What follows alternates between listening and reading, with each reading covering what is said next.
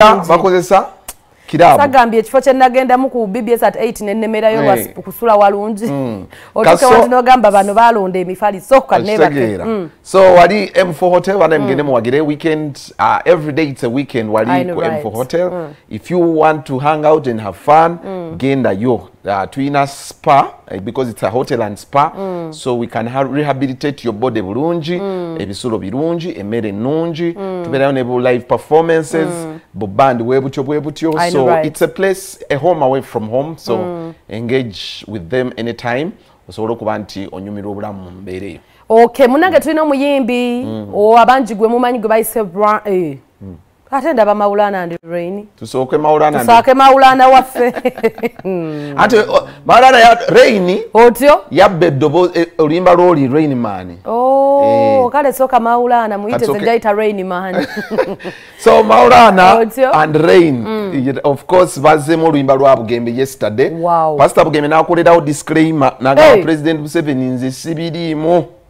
Galira chacho mwana kweti yulira ku baruzemu nga baruwa muzeeyo waffe gwe tumanyi anti lulimba anti bano ba politician tebatagamba twetaaga mirako muzeeyi aveeko dira mirako bali mute muti abantu bakulu olimba luli bweru Paasita bambi nabye wakana sajja mtuufu muzeeyi anyigira osaba omuntu alina obuyinza abawa buyinza obadde corona tebagamba temudda musaba byo yalinyayo obadde ki katulabe so yakoze disclaimer lero tubuuziza ku Rain ate naffe tukola disclaimer tuli nnyo bachali ba Rain twebuuzaako bwe tumubuuza ne gwe kyali gwe mu nnyimba zonna n'onoonya oluyimba lwa munno lw'omusumba kitaba na side by the way kuba mundiga mugiramu kala zonna nga nze wano nampawe nga bw'oyambadde ba independent Paasita Bugembe yabagambye nti ku yero ne radio nangwayo Museveni mwagala mu ngeri yange bambi ne Bobi Wine kyali wange so si omuntu atabeera mu ntalo nego kimanyi kye kitegeeza olimba lwonga balutadde mulago kitegeeza watuula n'obagamba wano mutekewo line bweti kuba manyi n'owandiika omusumba yita wano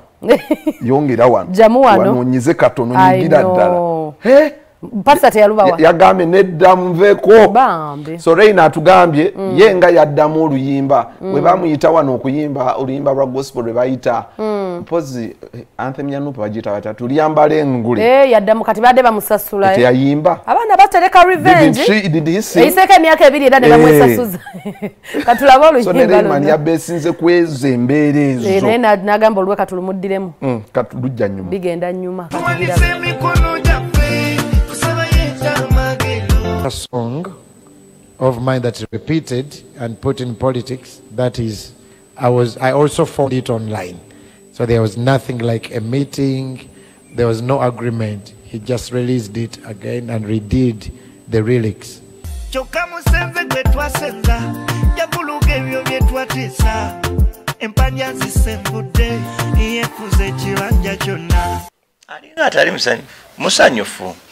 Musanyu is proud kubanga omuntu okuddamu ekiyiiye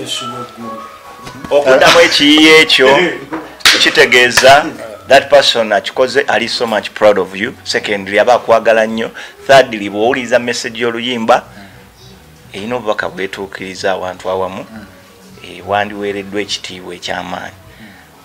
So music baddangamu abantu baddenga baddamu music ow'enjawulo ennyimba ate ba revolutionalist nga ffe abali ku side y'enkyukakyuka twagala nnyo okukozesa peaceful means of revolution of transition of power so nga Paasita Bugembe bwe yayimbako mu kayimba akamu tumukozese emirembe temulwana tuliyambale engule temutiddeemu ebiyinza okuba nga bijja nti gundi ali mu revolutionary skits gundi ali mu nnyimba bye bijja tebitutya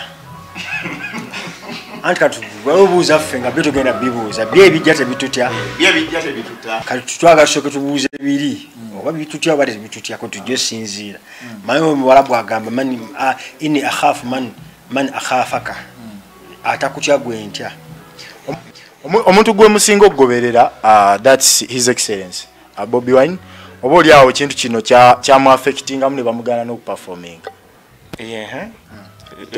tolabawo mbeera yonna gye bayinza kuba nti babalemesa okudda ku stage ate ffe Bobi